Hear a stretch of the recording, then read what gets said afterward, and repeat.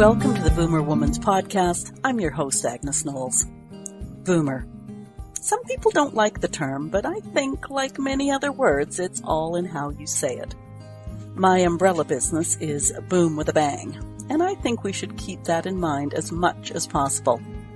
We Boomer women don't have a lot of role models as we traverse this chapter, so the goal of this podcast is to introduce you to guests who might incentivize, encourage, teach you to embrace your wisdom, our wisdom.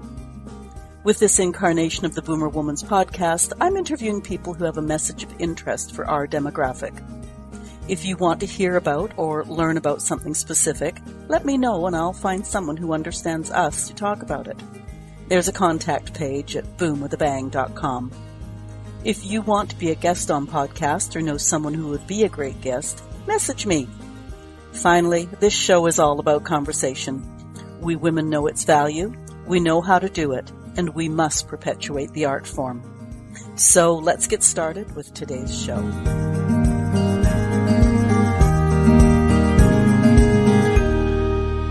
Welcome to the Boomer Woman's Podcast. I'm your host, Agnes Knowles. When you think of homesteading, you might think of the prairies at the turn of the last century. Bitter cold, sod huts for a home, a skin and bones cow, maybe an old horse. I read a book last year called Women Homesteaders of the Canadian Prairies and was so impressed with their strength and fortitude, although I can't say I was surprised by it. My guest today is a modern-day homesteader. She has a husband and a truck and a home, but her workload is equally impressive. Thecia's story caught my eye because, despite my city-dwelling, easy lifestyle current self, I've never shied away from getting my hands dirty, jury-rigging a one-woman solution to a multi-person chore, or taking on tools that would impress the hell out of my grandfathers. I remember fondly the glee in finally having 2 drills on my belt to hang a door, and the excited look on my little grandson's face after I'd pulled the old hot tub and rebuilt the deck into what he saw as the best backyard dance floor ever. Let me introduce Thecia with this one sentence from her bio. They moved to a 40-acre plot of raw land that was at one time stripped mined for coal. Thecia Ellis, welcome to the Boomer Woman's Podcast. Hi, how are you doing? I'm looking forward to this. I've been looking at your website and your YouTube videos, and I think you've got a delightful life, although not for a second taking away from the workload, I tell you. Yeah, I enjoy it. I think this is the happiest I've ever been in my life, honestly. Well, I was going to say that, I'm sure homesteading that piece of land has been and continues to be a lot of work. Yep. But your bio suggests that you're no stranger to hard work. Could you share some of your story, please? Sure. How far back do you want me to go? You name it. This is a conversation. Okay. All right. I guess when we inherited this property 10 years ago, something like that, from my husband's father when he passed. And it is a 40-acre plot, but we own the middle 13 and third acres, and then later we were able to acquire the south end. But the north end of the property is still owned by another sister that lives a few miles from here. But basically, Tom and I and my granddaughter are the only ones on the property. We spent the first 7.5 years living in a camper with no running water. There was running water down by the vineyard and in the barn, but basically if you wanted to go to the bathroom or take a shower, you had to go out to the barn. And I got tired of doing that, so we finally bought an old trailer house, 1998 single wide trailer house. And I know I keep trying to train myself to say mobile home, but you know what? It's a trailer house, and we paid $2,500 for it. So I am now not only am I trying to learn how to do animals and learning to garden and trying to take care of a vineyard, but I'm also trying to learn how to remodel now so that we can make it more livable. Well, I appreciate living in a trailer because I actually grew up in a little tiny town that the focus was on military. And so all the civilians basically got to live in trailers. And I grew up in an 8-foot by 27-foot trailer. Oh, goodness. So, yeah, I appreciate there's no privacy and all the rest of it. So, but if you've got running water. Yes, I have running water now. I have air conditioning, heating. Oh, my goodness. Yeah, I'm living the good life now. Oh boy. Yeah, just sorry, you took me back there and I'm thinking I'm not going to share all that information, but if you've got heat and running water, that's great. Yeah, but it took me a long time to get the skirting up because we live on a hill and the north end of the trailer house is like a 44-inch gap. And so when I put the skirting up, it kept blowing down because when they say that the wind comes sweeping down the plain, Oklahoma, they are not exaggerating. It gets windy here. And I've had to put that skirting up several times, but I think I finally got it braced enough and set enough that I've got skirting. Yeah, I appreciate skirting because it also keeps some of the rodents and other wildlife out. It's Yeah.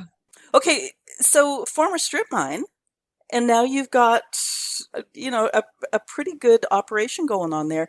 What did you have to do to the land and all that to? Well, they reclaimed it. It was if you look around some of the properties near us, there's still some of them that still the strip pits and stuff. But this was ours was part of the reclamation project, and so they just basically bulldozed it, and that was a good thing. But we found out when we were drilling the holes for the vineyard, we had an auger, and every time we went down the ground, well, not every time, but every once in a while, we'd come up and there'd be a grease rag wrapped around the auger. Oh, And finally somebody told us that where we planted the vineyard is where the motor pool used to be. And there's two or three places. Our place is considerably less rocky than several of the places around here because they uproot a lot of rocks and everything. But I've got one spot. There's some pipes heaving up out of the ground and stuff like that. But the rocks that we find have really cool fossils in them. So oh, that is. I'm glad it's not so rocky that there's not like some of the other properties, but there's not much topsoil. That's probably the reason I started bringing in animals to help create topsoil and stuff. But I've learned a lot, that's for sure. oh, I bet. Yeah. Now, if your property is like on top of the motor pool area, has anything come back to haunt you? I mean, it's one thing to pull up a rag on an auger, but has there been any leaching into the soil and nothing's affected your animals then, has it? I don't think nothing's affected our animals. I am wondering, I haven't gotten it tested, but I have had a couple of times where I've had some health issues.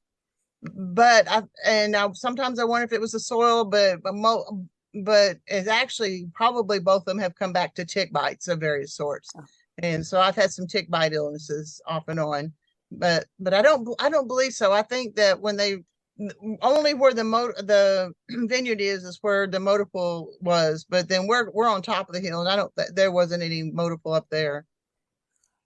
I don't know if I should be apologizing here. I was worried about the animals, not you. No, the animals seem to do pretty good.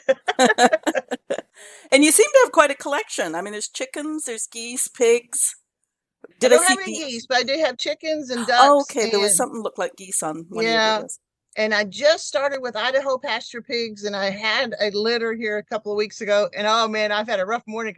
It's I had and took one of my piglets to down to the high school where my granddaughter goes to school, and he castrated this piglet for me, and that's the first time I've ever been a part of that. And it's like, oh, and these piglets are cute. So you're going, I'm sorry, I didn't mean to hurt you. You know? So is that part of a class? Yeah, he does agriculture class, and he told me that, oh yeah, when you go to get castrated, let me know, bring him on down, and I'll castrate him for you. And he did. He called everybody out of the class, and we're on the back of my car this morning, and one of the boys is holding the piglet by his hind legs, and they did the castration right outside in front of the whole class. Oh my goodness. Now, what Yeah, was it was. general Huh? reaction? I mean, I'm going to give myself away here as a city dwelling. Every teenager that I've ever known, teenage girl especially, has become vegetarian and animal rights and all that sort of stuff for at least part of her teenage years. Were any of the kids sort of upset about going on, or is it No, pretty I much think it just a was the fact of life? boys because it was a castration area. I was, because the looks on the boys' faces this morning, I laughed. I said, "Oh boy!" And I did video it. I'm not going to put it on YouTube because it was, an underage kids and Yeah. and blood, and but I did take a video, and I hope I got some of the looks from the boys because they're going, "Oh no, they're doing that," Well, if any of them become vets, it's the kind of video that you can send them and say, well, haven't things changed? Yeah, well, and a couple of boys, apparently this was old hat for them because he had got them, hey, I need you to come here and hold this, or I need you to do this, so I was trying to prepare myself to actually participate, but I'm glad I didn't have to, honestly. Yeah, yeah. Now you live in Oklahoma. Yes, ma'am. Yeah, I live in the city, and I have for the last number of years. But I just recently heard about a school that was teaching trades instead of sort of university college entrance tracks. Are more nature farm based schooling. Is that pretty common in Oklahoma or near where you are?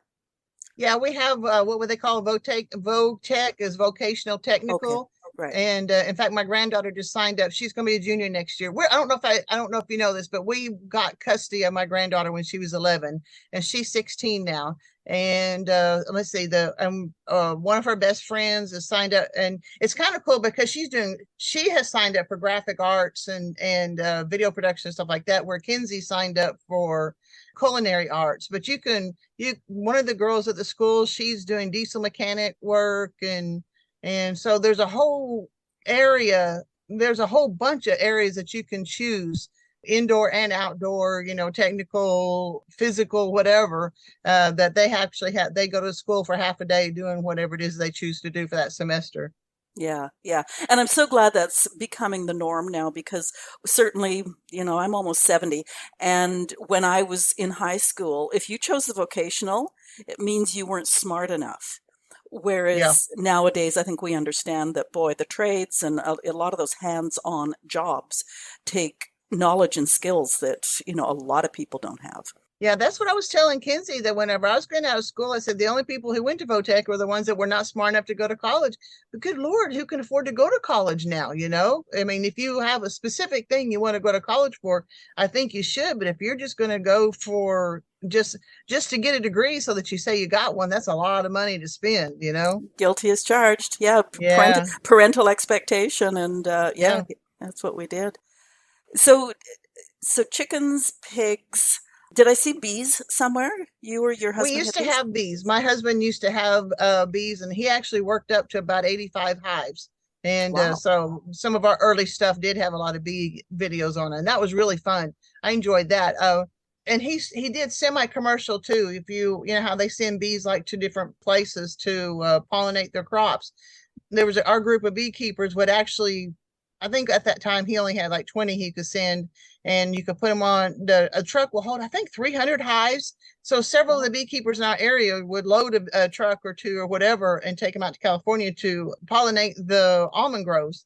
And then they would be sent to Central Texas. Well, not Central, but into Texas after that, because I think the pollination in California is like February. Well, and it's only like a 2 or 3 week period. Well, there's not enough forage in Oklahoma yet. It's still too early in the year. So they sent them to Texas, and that's where they split the hives, and the bees have plenty of forage and stuff. So we could send 20 hives there and end up coming back with as many as 60 after they left Texas. And so that was a good way to expand your hives, as long as you had the boxes and stuff and the equipment to deal with them, put them in. And so that was fascinating. I enjoyed videoing them.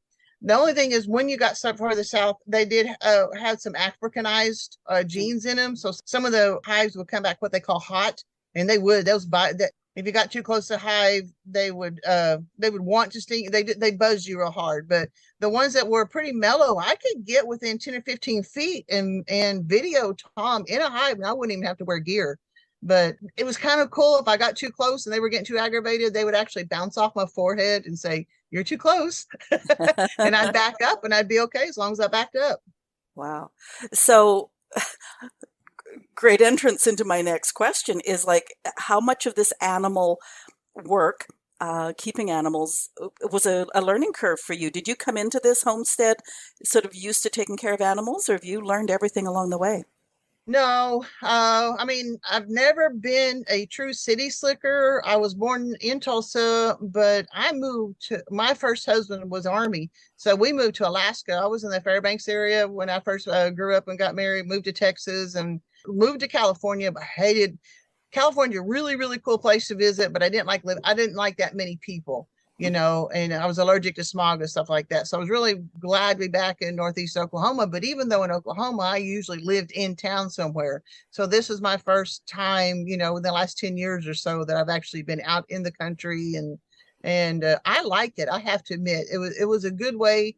I spent a couple of years out here just trying to develop everything. My husband has a job and I got to stay home and I got to just heal in a whole lot of ways, to get away from everything. And I enjoyed that first couple of years, but then it was kind of nice to get to meet people and do things again and stuff. But I did need a couple of years to just kind of be by myself and work the land.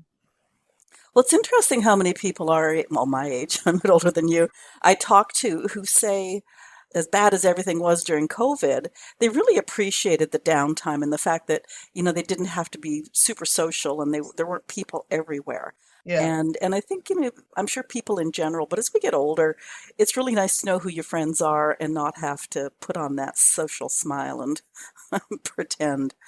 Yeah, I have found a really nice church group out here. I love going to the church, but I am not they put up with a lot out of me. I'm and they have loved me through a lot and I'm really grateful for them, but they're Baptists and so they don't dance and stuff, and I love to dance before the Lord, and I dance all over the place out here. I sing, I'm weird, and I am a passionate person, where these guys are more stoic, and I'm going, I don't know why God put me in this church where everybody just goes, okay, praise the Lord, and I'm going, no, we're going to get out here, we're going to do this. I'm much more passionate than them, but they put up with me. I'm grateful. Well, you're the perfect role model for what they don't want to be doing. Probably, yeah. A good reminder. This is what happens. Oh, dear. Now, you mentioned putting the skirting on the trailer and how the wind kept on blowing. I've read some of your blog posts and things like that. Hurricanes, rain, wind. It sounds like, that the weather is as big a challenge as a lot of the other things you've faced. It can be. Spring and fall here are just gorgeous. Spring can be more volatile because we do have the tornadoes and stuff more often then, but fall is just wonderful. But yeah, the summers get hot, the winters can get really cold. They usually only get down into the teens every year, but one year we got down to 30 below for a day. And we were living in the camper at that time. It's like, whoa, that's too cold. But yeah, it's I was going to say you never know what weather you're going to wake up to, and that is kind of true, but it varies a lot for sure from one day to the next. I've been wearing shorts all week long, and then today the high is 70 degrees and it's been misty and rainy, and I'm wearing long pants today. Yeah, it's crazy how I don't know about you. I've got an app on my phone that tells me what the weather's supposed to be, and it's like you never believe it, never. No, but because I live in Tornado Alley, I've got 3 different Oh, apps on my phone. oh, So wow, I can keep track, because I don't want to be outside when it's lightning and stuff either. You never yeah, for know. sure. Yeah, But my dogs tell me when it's lightning and thunder because I've got 2 livestock guardian dogs, great big old white dogs. And first time they hear thunder, they're pounding on the front door. Let us in. yeah. It's interesting how I watched your dogs in one of the videos, and I thought, my dog would never be that taller, and she'd be chasing, even at her old age, she'd be chasing something. But yeah, with thunder and fireworks and all that stuff, yeah, she's clinging to me. Yeah, she's just not happy. So Yep. nice to have them around for a whole bunch of reasons. Now, do you have a garden as well, like veggies and Yeah, I stuff? tried to garden. I'm not a very good gardener, and I think it's one of those things that I keep trying, but I have a lot of uh, I'm trying to do things, and that must be the hard. I'm allergic to a lot of stuff. I'm allergic to a lot of grasses and stuff. So do more, but we like the brassicas, broccoli and all that stuff. Well, those are kind of cold weather crops, and I don't grow. Our temperatures go from cold to quite warm so quickly. It's hard to grow cold weather crops here in any easy I can try again in the fall, I guess, but it's there's very seldom a time where it's an ideal time here in Oklahoma to grow too much too quickly.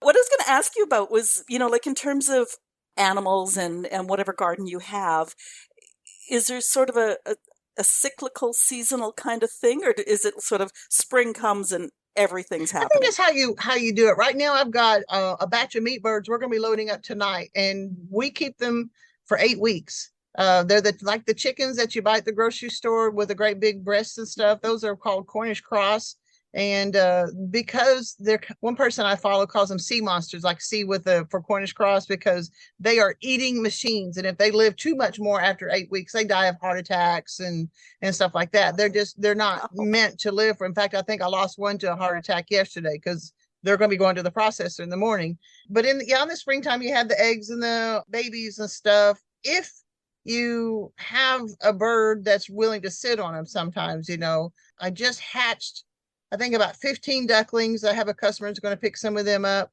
and then I just put another round of duck eggs in my incubator.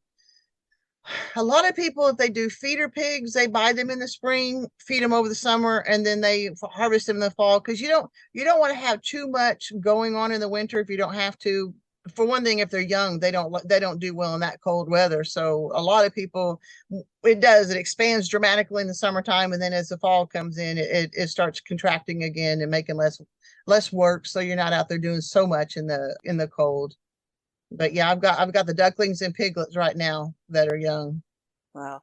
It just made me think of something, and I'm not going to ask you for numbers or anything, but up here, my goodness, the price of electricity is absolutely ridiculous.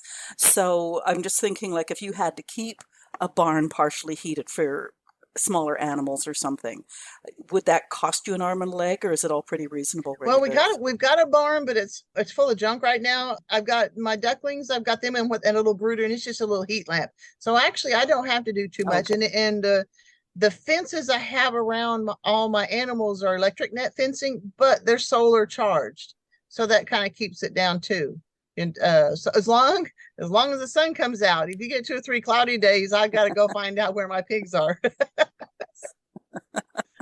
I watched you moving the whole pig area with the pig house and stuff Yeah. like that, and it was just like, boy, you two work well. You and Tom work well together. It's you see, I guess you've done this a Yeah. few times over the Yeah, I years. try not to move the bigger animals or to do the bigger moves until he's there with me, because it is a lot of work to move, and they need to move more often than they do because it is more work. But if I can keep them moved, the pigs I have like grass and would rather be on grass. So I need to keep them moved more often. Okay. So going back to what you said earlier, is there a point in time that you will say, gee, the ground, I guess, is pretty arable now because the animals have, mixed in their poop and all the rest of it. What sort of a time frame until you say, gee, let's do more with the land now that we've had animals I on it? haven't done that yet because a lot of it's still compacted a lot. It's Okay. very it's I think the shale underneath it with like a clay on top. It's very compacted soil. So I'm still working on, it's going to take a lot to Okay. get it. And I don't have them all. Part of it is I don't have it concentrated for a long time. I move them. So it's just a little bit here and there that's getting some of it. And where my meat birds are right now is way too much poop, even though I move them twice a day. So there's too much Oh, nitrogen in those spots, and it kills the grass and everything. But I mean, it'll recover before I do it again next year. But I don't know. I I need to get more grazing animals, and I'd like to do what they call the mob grazing, where you have the animals that graze and you put them together in one tight spot for that day, and then move them the next day after that, because that way they eat the grass they like, they trample on the stuff they don't like, and by the time they come back to that spot, then the grass is ready for them again. It's been fertilized with their poop and stuff. That's what I'd like to do, but yeah, I'm 60 years old. I'm going to be 61, and I'm thinking, how much more work do I want to do? And part of it too is one of the sicknesses I got was a tick-borne. I had what they call alpha gal, and I became allergic to beef, wheat, pork, and dairy, and I need to do beef now for the land, but because I was trying to be self-sufficient, that's the reason I have so many birds, because I could eat birds, I can eat poultry and fish, and I just found out recently those food allergies have diminished greatly, and I had my first bacon cheeseburger for the first time in 4 years, and man, it was good. pleasures in life are few. Oh man, Oh, that's great. On my local talk radio this morning, they were actually talking about how we are coming back into tick season, and yep, making sure you got the elastics around the wrists and the ankles and stuff like that, just to make sure they can't find skin. But yeah. Yeah, that's They find me anyway. I pretty. pull ticks off myself almost every day. Oh, is that They don't. horrible? They haven't been bit most of the time, but yeah. Yeah, I went to go get a hamburger a while ago in a restaurant, and I kept feeling something. There's a tick crawling across my forehead. And I'm thinking, oh Oh, man, yikes. nobody else saw it. Thank goodness.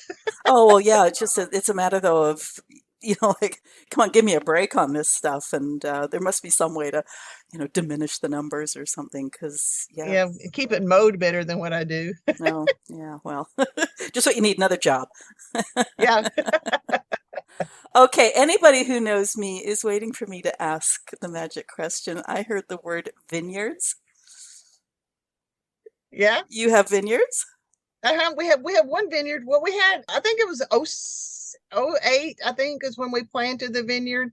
And there was a time in Oklahoma, I guess it was kind of a fad to plant vineyards, and we had 2 or 3 wineries nearby. So we had to deal with the winery. If we grew the vineyard, they grew the grapes, they would buy our grapes and make the wine. And we did have a pretty good setup one year, and he could take them. He went out of business. Unfortunately, his place, poor guy, I felt sorry for him. He was at the very end of a rural water district, and so he had just barely trickled water enough to get his kids bath. So he couldn't irrigate. Plus, he was too close to the railroad, and the overspray of the weed spray was hard on his grapevine. So he went out of business.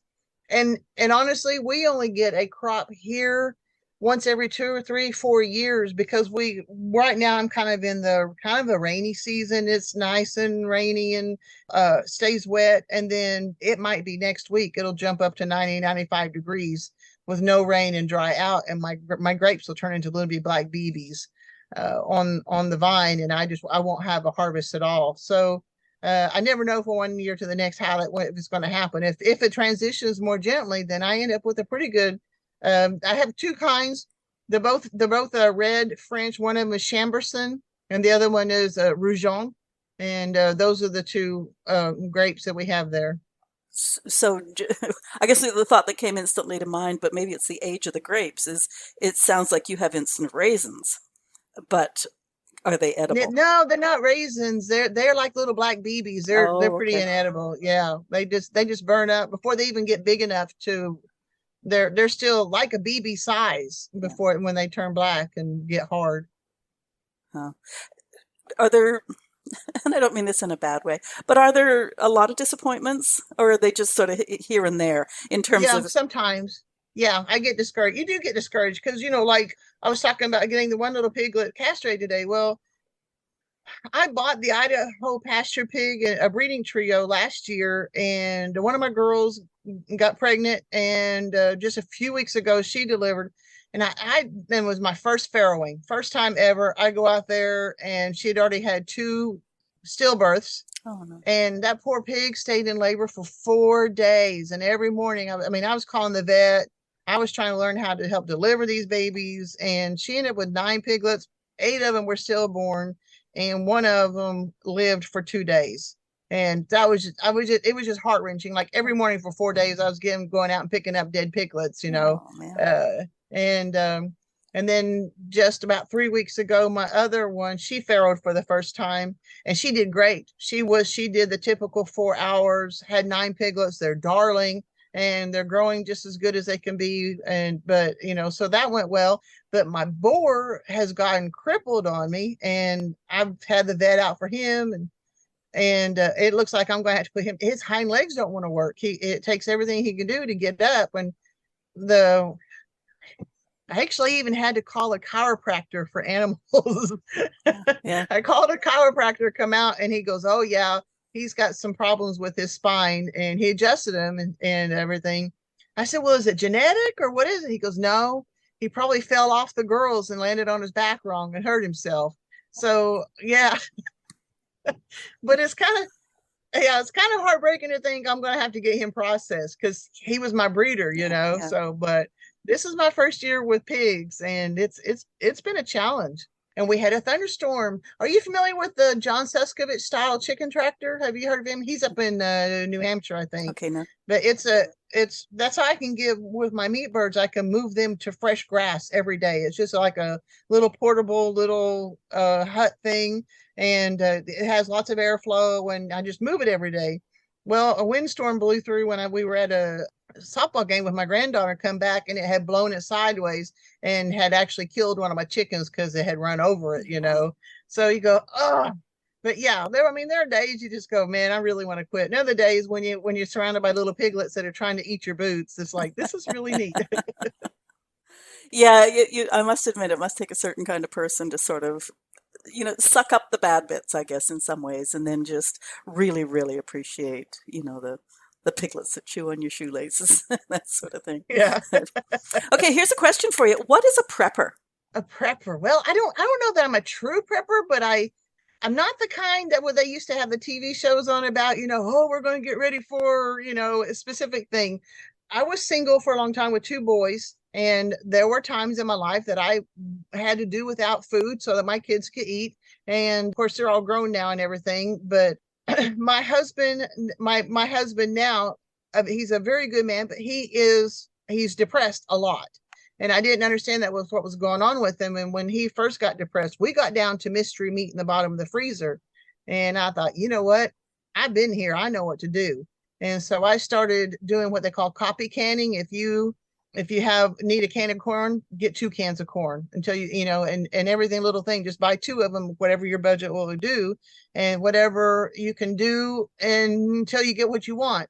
And a lot of people, if you think about it, wherever you're located, if you're in a cold climate, you keep extra food around anyway, so that if you get iced in, well, we have ice storms here when we might be without power for 2 weeks or something. Not very often, only very seldom, but ice storms can take us out probably each year for a couple of days anyway. So I don't do the guns, what is it, beans, bullets, and band-aids. I don't do that so much necessarily. I do keep a backup of everything. Because if you think about it, when you get into the shower and you use a last use shampoo, and it's between payday, and you don't have a backup of shampoo. So I do keep a backup of pretty much everything. And I do keep a little bit extra food. And because I raise my own animals for food, I'll have food in the freezer that will last me. Well, it was kind of when they did the lockdowns. I told my family, I said, all right, it's looking like we're going to lock down. I need you to tell me what will get us through for a month, for how, in case we're not allowed to get out for a month. Of course, they didn't take me seriously, and I had to kind of guess. And we were lucky here. We didn't have so much of an issue here anyway. But I do try to keep it where at least a month's worth of food, and that will feed us and take care of us. So I don't know if that's a prepper or not, but I think it is, because I try to be prepared to do the one thing that we all do every day is eat. Yeah. So that's my goal. But I mean, we've got guns. Tom loves to go hunting every year, and he'll go get us a deer or two. But I think I shot a deer one time several years ago. I'm not a very good fisherman.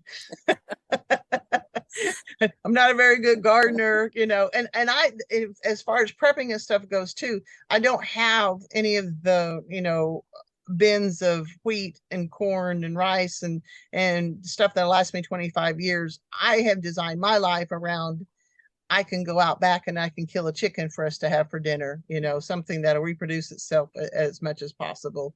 So I'm trying to work for more of a long term, because I read the Great Depression here in the United States. I've read 2 different numbers, and I haven't researched it, but it lasted 10 to 13 years.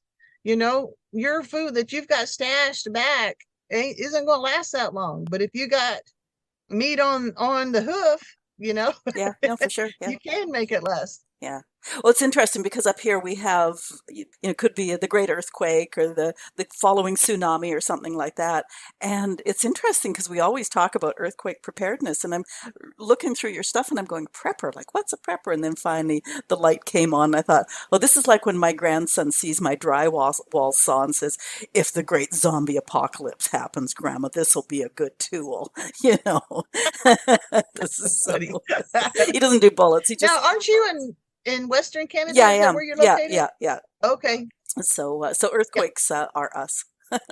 My my first three earthquakes were in Alaska Oh, I bet. Yeah. that I had experienced. Yeah. Yeah, yeah.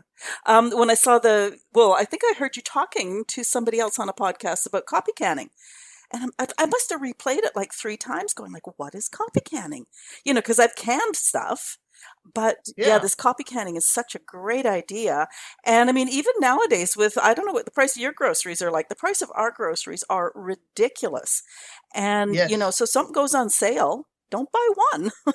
Buy as many as you can afford on that shopping list, and yeah, leave them on the shelf if you need to. Yeah, that's what. Yeah, I don't know.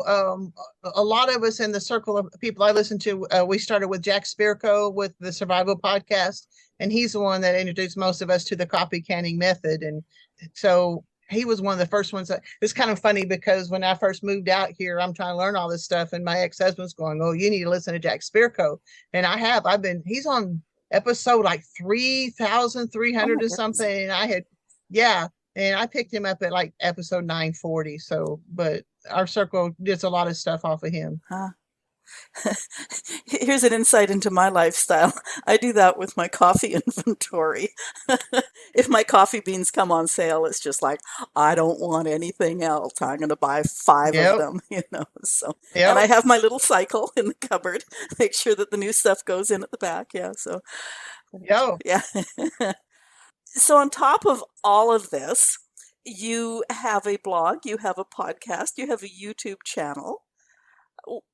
What got you into all this tech stuff? Okay. Because my husband has depression and he's had the same job for 30 something years.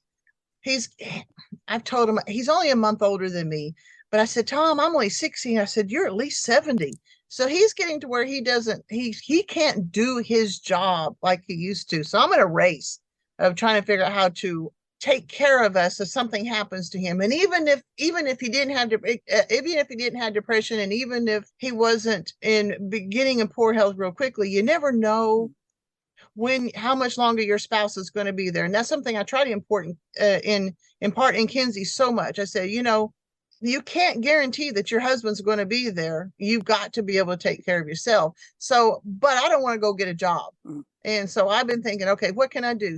And part of it is my name was on this land where it wasn't on a lot of the stuff that we had at the time. And I thought my focus is going to be on this land and this camper, and of course now the house and stuff. But I decided to focus on this. And when I found out about YouTube, I thought, well, I don't have any real cute kids because we didn't have Kinsey at the time yet.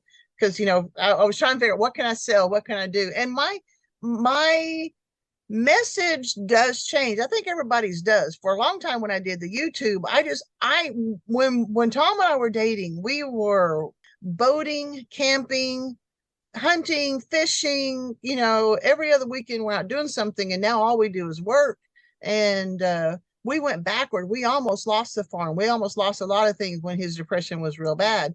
And so I needed to see us moving forward. I mean, if you think about it, if you're going to the beach every other year to almost losing the farm and living in a camper with no water, I needed to see us moving forward. So I started doing it for that, just so I could see progress.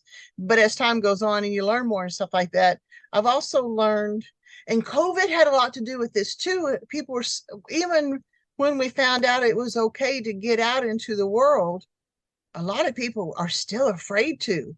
And so that's when I started developing the term live until you die. Well, because my husband, he'll go to work and he comes home and sits in front of the television, and he doesn't want to live. He wants to watch television. And I kind of lost what you had asked me, but because it's kind of morphed. And what did you Well, ask? I no, just forgot. just the Sorry. fact that you got into all this tech stuff with the blog and the podcast, Oh and yeah. yeah. Now, I'm just going to take it one step further, because when you became a custody grandma to Kinsey, it sounds like you then went out jogging. You joined the gym or something. Like it was like, Yeah, because she was 11 and she had come from a traumatic thing, and I thought, you know what, I will be there for her. I need to be in good physical condition, and of course she got into sports, so I had to keep myself in enough. I played sports in school, so I taught her how to play softball. I've worked with her on basketball, and of course she's a lot better. She's very talented, and she's a lot better than I ever will be. But I had made up my mind that I would be the one solid rock to the best of my ability that she can cling to if she needed to. And she's blossomed. Oh my gosh. She was a mess when she first, and it's not because of anything I did. Honestly, I mean, when we first got custody of her, I was talking about the ladies of the church. I'd go crying. I'm going, oh, I don't know what to do with this. I didn't know what to do in certain situations, and so those ladies helped me so much. And I was really grateful for that. But yeah, I want to be in good physical. I can't lose the weight. If we go into a famine, this old lady, I'm going to live. I'm going to outlive anybody. Well, there you go. And I mean, if a tick bite lays you low for a couple of weeks or a couple of months, you got the reserves. That's what I always say. Yeah, yeah. Yeah. And it's interesting too that I often say that, like I'm too old. I was going to save the world at one point in time, and I do sometimes still say when I rule the world. But it's nice knowing that you have the potential, and hopefully we're fulfilling that potential to be role models so that the young Yeah. women of today realize that, oh my goodness, like they might remember their grandmother, their great grandmother as, sitting on little white haired old lady making apple pies or something. But no, that's not who we are anymore. You know, No, and your grandchildren have your voice, all this stuff that you've done and everything. They can go back and see that. So it's a wonderful legacy, that if they choose, they can go back and check into it. I've told this story a couple of times, but it was not that long ago that my daughter was reading a story to her two little girls, they're 3 and 5, and there was a grandma in the story. And finally, they just sort of pushed the book away and said, "What are you talking about? That's not grandma." Because she was the little old lady, and it was like, yes, good. Yep, yep. I told my grandkids, I said, y'all can call me grandma. I said, but don't ever call me granny, because I'm not, even if I get to be 100 years old, I don't want to be called granny. But yeah, well, and Kinsey teases me because she gets around her friends. She goes, "Hey, G-Ma." And I said, "Why'd you call me G-Ma?" She goes, "Because it's kind of gangster." Well, my girls, So, when they were okay. teenagers, used to call my mother G-Dog, G-Dog, because Yeah. it's Oh, gangsta. yeah. See, that's a lot better than granny. Yeah. Well, I have this saying, and you can use it anytime you want. This grandma's off her rocker. Oh, I like that Yeah, one. yeah, Yeah. yeah, yeah. I like that one too. Okay, live until you die. Are you good with the track you're on, or is there still things you want to do, or is there any? Oh no, I'm just getting started. Oh my goodness. In fact, I've decided this. Now you're the first person I've told about this one. Is it a Because secret? I do kind of, yeah. I mean, I've just kind of recent thing. Whenever I love my work out here, I love doing all the stuff that I do, but it's work. And I still need to live too. So I've decided recently that I'm going to start trying to looking into not a passenger van, but a cargo van. And I want to fix it up and where I can travel, because I know I can't. I've tried backing trailers. I am the worst at backing. I'm the worst. And so I thought, if I get a cargo van and fix it up, I can drive that. I can back it. I can go forward. I don't have to have a trailer or a camp or anything like that. And in fact, I told Kinsey she's going to graduate in 2 years. I said, I'm going to do my very best to get us going, and then you and I can take a trip. And we're just going to drive. If we want to stop, we stop. If we don't, we don't. And I moved my mom and dad to Florida a few years ago, and I'd like to be able to drive out there and see them and take in some of the beach and stuff too. So I think that'd be a cool senior trip, honestly. But yeah, that's living too. I want to be able to work at home and do my stuff, but I want to be able to go away sometimes too. Yeah. You and I have so much in common. It's hilarious. I tried backing up a boat trailer once. I was in such a foul mood by the time I got it down to the water. It was just like, I'm never doing this again. But yeah, I would also love to do Yeah. the van thing and fix it up and yeah, take some trips. That'd be good fun. Yeah, people who build those, they need to figure that out, because oh my goodness, like what those vans that you buy that are pre-done, they're like Oh, $200,000. yeah. I'm thinking, no, yeah, I don't want to do that. And plus, they have configurations that I don't need. I want to be able to have something I can edit videos and stuff on, and just I don't know. I'm just getting started on researching on how to set up the van the way I want it. But I think I don't know. there's, I was going to say, I think there's lots of videos out there because a friend of mine actually did that a couple of years ago. Her and a friend split the cost of a somewhat camperized van. And then they just started Yeah. researching, like, how do we get solar power? How do we do this? How do we do that? Yeah, yeah, You know, yeah. yeah, yeah. Yeah, that's exactly what I want to do. Yeah. That would be so cool. Yeah, yeah. And of course, it's cheaper with a friend. I don't know if there's another woman down there that wants to do the same thing. And even if you shared the van or something, but Yeah. it made it a lot more affordable for her. I often say that I'm fortunate enough to just about always land on my feet. Sounds like you're that way too. Yeah. Yeah, because if you don't land on your feet, what are your options? You've got to get your feet under, because even if you land on your butt, you've got to get your feet under you as fast as possible. You just have to. I've been through a lot of things in my life. Back in '98, I was attacked, and I had to play dead 4 times, and it was a bad thing. And there was a lot more to it, but that was probably the lowest point in my life. But because my 2 boys were still at home, it didn't make any difference what I had been through. I still had to get up every day and make sure there was food on the table for my kids. So that's kind of what you do. And you can always look back and you go, oh my gosh, you've lived through so much. You're going, yeah. But if you put into perspective, everything you've been through has prepared you for what you're doing now. And sometimes it's hard to remember that and put it into that perspective when you're going through it. But when you look back, it has always been something to prepare you for what you're doing now. Well, and I find the older I get too, the more, you sort of put your head down and keep on going and say, this too shall pass. My history proves that this challenge shall pass as well. Yep. Yeah. Would you recommend homesteading?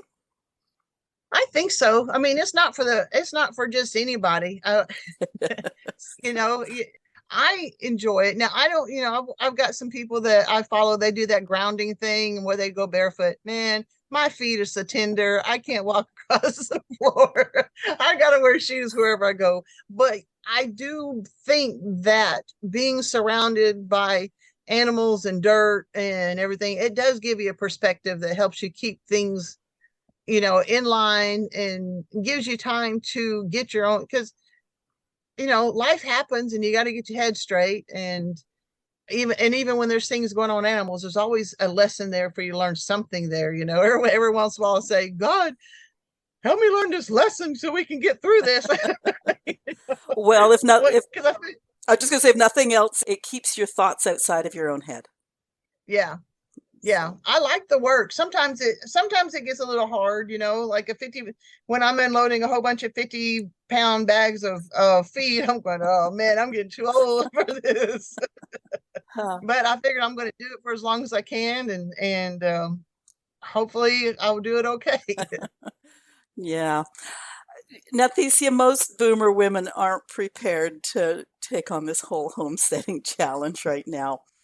But I think your stick-with-itness, that philosophy, that needs to be shared.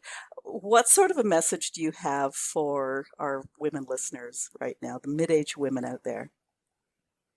You know what? One of the things that I think has been kind of interesting as my YouTube channel has grown, I have a lot of women who come to me going, I was thinking about doing such and such, but I just felt like I was getting too old. But after I watched your stuff, I really think that maybe I should go ahead and try it. And that's cool. The first time it kind of caught me off guard. But yeah, if I can be an example to people, it's like, just live.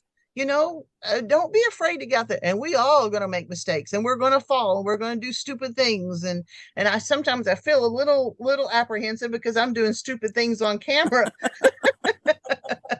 But I feel like that there are women who've had spouses who have died or who are too sick to do things. And there's 2 ladies in our church. One of them, she's kind of been running the family for a long time. They're both of them, their husbands were Vietnam vets. And the first one, he got hurt real bad, like almost took half his face off, and he's blind. And she has taken, and we're talking about since Vietnam days, love this woman and her husband. And she is the one who gets up every day, makes sure that he can see where he's walking and see what he's doing and stuff. And she just has a kind soul. And another woman, her husband was in Vietnam and he has PTSD. So she's had to run everything over the years. And they run their families with loving care, not with, well, you're the man of the family, you should be done. They don't do that. They are still able to be with their husbands. They're still able and still be able to do what needs to be done. And they've been an inspiration for me. So I think that regardless of what age or what you've been through or something like that, I feel like we as women can be just as tough as we need to be. We can be just as gentle as we need to be. We can be just as loving and kind and whatever we need to be, because I think that's just the way God made us, so that we can do what we need to do for this world. And I'm grateful for that. I'm grateful for that opportunity. And so many times I sit down and say, oh God, thank you for the opportunities you put in front of me. And so I'm hoping that I am encouraging. And there's another thing too, this Jack Spirko said, he's like, what do you do with your dash? What are you doing with your dash? And the dash is the date, is the space between, when you look at a tombstone, the date that you were born and the date that you die. That dash is all that space of your life. And I don't want to meet God. No, I know I've got a lot to atone for. I know I do. But I don't want to meet God and say, television was pretty cool. Yeah, I want to, when I meet God, I want to say, I messed up a lot and I'm really sorry, but I really did my best for you. Well, I don't think there's a follow-up comment for that advice. That's excellent. Thank you. Yeah. Where do we find you on the World Wide Web? I've got a website that I'm still working on to try and get together. It's called grandmashomestead.farm. My main YouTube channel is Grandma's Homestead, and my old stuff was Ellis Family Farms. I think you noticed that. I just changed that to Grandma's Homestead a few months ago. I did just start a podcast. That's another story, unfortunately.